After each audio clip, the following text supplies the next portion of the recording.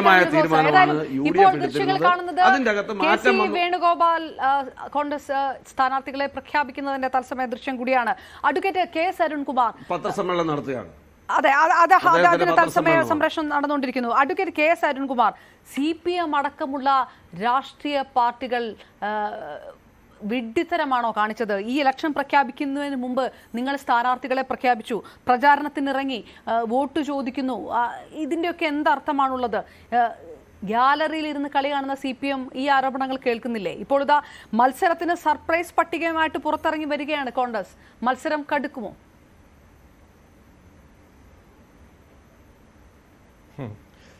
ഈ വർത്തമാനകാല സാഹചര്യത്തിലെ കോൺഗ്രസ് അതിൻ്റെ ഏറ്റവും കടുത്ത പ്രതിസന്ധിയിലൂടെ കടന്നു പോകുന്നതാണ് നാം കണ്ടുകൊണ്ടിരിക്കുന്നത്.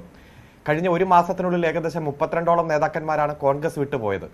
അതിൽ മുൻ മുഖ്യമന്ത്രിമാർ, PCC പ്രസിഡന്റുമാർ, PCC വർക്കിംഗ് പ്രസിഡന്റുമാർ, മുൻ MP മാർ, MLA മാരൊക്കെ ഉണ്ട്. ഇപ്പം കേരളത്തിൽ ശ്രീമതി പത്മജ വേണുഗോപാൽ BJPയുടെ ഭാഗമായി മാറിയത് വളരെ ഗൗരവത്തോടെ നമ്മൾ ചർച്ച ചെയ്തു. കഴിഞ്ഞ ഫെബ്രുവരി മാസം 10-ാം തീയതിയോടുകൂടി കേരളത്തിൽ UDFന്റെ സ്ഥാനാർത്ഥികളെ പ്രഖ്യാപിക്കും, അതോടൊപ്പം തന്നെ സിറ്റിംഗ് MP മാരെല്ലാം മത്സരിക്കും, ഒരാശങ്കയുമില്ല, ഏറ്റവും ആദ്യം സ്ഥാനാർത്ഥികളെ അണിനിരത്തി തെരഞ്ഞെടുപ്പ് പോരാട്ടത്തിന് ഇറങ്ങുക കോൺഗ്രസ് UDF ആയിരിക്കും എന്ന് കോൺഗ്രസിന്റെ നേതാക്കന്മാർ തന്നെയാണ് പ്രസ്താവിച്ചത്. ഇപ്പോൾ മാർച്ച് മാസം 9-ാം തീയതിയായി. ഇന്നുവരെ ഏകദേശം ഒരു മാസമായിട്ടും അവർക്ക് സ്ഥാനാർത്ഥികളെ പ്രഖ്യാപിക്കാൻ കഴിയാതെ വന്നതും കടുത്ത പ്രതിസന്ധിയിലേക്ക് അവർ പോയതുമെല്ലാം നമ്മൾ കണ്ടതാണ്.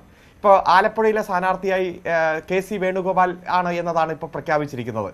അദ്ദേഹം നിലവിൽ രാജ്യസഭാ അംഗമാണ്. രാജസ്ഥാനിൽ നിന്നും ഉള്ള രാജ്യസഭാ അംഗം 2026 ജൂലൈ മാസം വരെ ഒരൊറ്റ സെക്കൻഡ് KC വേണുഗോപാൽ ഇപ്പോൾ സ്ഥാനാർത്ഥികളെ പ്രഖ്യാപിക്കുന്നു. ആ മിനിറ്റുകളിലേക്ക് ഒരൊറ്റ second.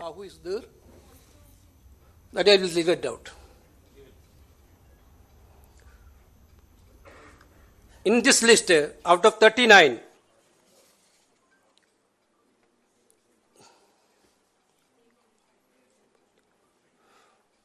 15 people are from general category and 34 candidates from SC, ST, OBC minorities. 24. 15 from general category, 24 out of 39 from SC, ST, OBC and minority. 12 people are below 50 years age, under 50 years age. 8 people are between 15 and 60. 61 and 70, 12 people are there. 71 to 76, 7 people are there. This is the age status. 71 to 76. Now I am reading out the names. Chhattisgarh, Jankir Champa SC, Dr. Shivkumar Daharia. Chhattisgarh State, Korba, Mrs. Jyotsna Magans. Chhattisgarh 6, Rajnandgarh, Bhubesh Baghel. Chhattisgarh Durg, Rajendra Sahu. Chhattisgarh Raipur, Vikas Upadhyaya. Chhattisgarh Mahasamud, Tamaruddin Sahu. Tamaradwaj Sahu. Karnataka, Bijapur SC, HR Algor. Karnataka Haveri, Anand Swami Gaddevara Mats. Anand Swami Gaddevara Mats. Karnataka Tumkur, SP Muddana Megowda. Karnataka Mandya, Venkat Ramegowda, Star Chandru.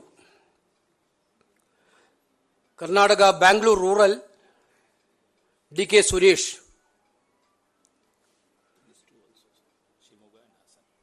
Shimoga, Srimati Geeta Shivraj Kumar.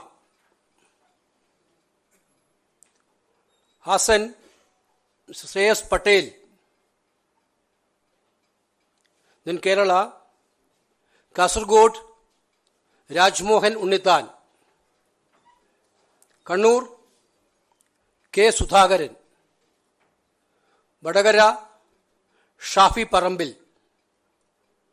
Wayanad, former Congress President Sri Rahul Gandhi. Kozhikode, Sri M. K. Raghavan. Palakkad, Sri V. K. Srikantan. Alathur, Mrs. Ramya Haridas. Miss Ramya Haridas. Thrissur, K. Muralidharan. Chalakudi, Binni Bahanan. Ernakulam, Haibi Eden. Idukki, Dean Kuriakose. Alappuzha, Sri K.C. Venugopal. Mavelikara, Kodikundal Suresh. Pathanamthitta, Anto Anthony. Attingal, Adur Prakash. Thiruvananthapuram, Dr. Shashi Tharoor. Lakshadweep, Muhammad Hamdullah Said. Shillong, Meghalaya, Vincent H. Pala. Meghalaya Tora S.T. Saleng A. Sangma. കേരളത്തിലെ കോൺഗ്രസ് സ്ഥാനാർത്ഥികളെ പ്രഖ്യാപിക്കുകയായിരുന്നു K C Venugopal. വീണ്ടും advocate K S Arunkumar പറഞ്ഞു വന്നതിലേക്ക്, ഇപ്പോൾ ഉണ്ടായിരുന്ന ആശയക്കുഴപ്പം, ആലപ്പുഴയിലടക്കമുള്ള ആശയക്കുഴപ്പം തീർന്നു. കെ സി വേണുഗോപാൽ അദ്ദേഹത്തിന്റെ സ്വന്തം സ്ഥാനാർത്ഥിമാരെ പ്രഖ്യാപിച്ച് അത് തീർത്തിരിക്കുന്നു. പക്ഷേ ഈ കഴിഞ്ഞ സമയങ്ങളിൽ ഉണ്ടായിട്ടുള്ള ഒരു പ്രതിസന്ധി കോൺഗ്രസിനെ സംബന്ധിച്ചിടത്തോളം, ആ ഒരു പ്രതിസന്ധി വളരെ പെട്ടെന്ന് തന്നെ അങ്ങനെ ചില മണ്ഡലമാറ്റങ്ങളടക്കം, തൃശ്ശൂരടക്കമുള്ള മണ്ഡലമാറ്റങ്ങൾ പോലെയുള്ള ഒരു പുതിയ അല്ലെങ്കിൽ അത്തരം ചില നീക്കങ്ങളിലേക്ക് കടക്കാൻ കോൺഗ്രസിനെ നിർബന്ധിതമാക്കിയിരിക്കുന്നു. അതാണ് പറഞ്ഞു വന്നത്.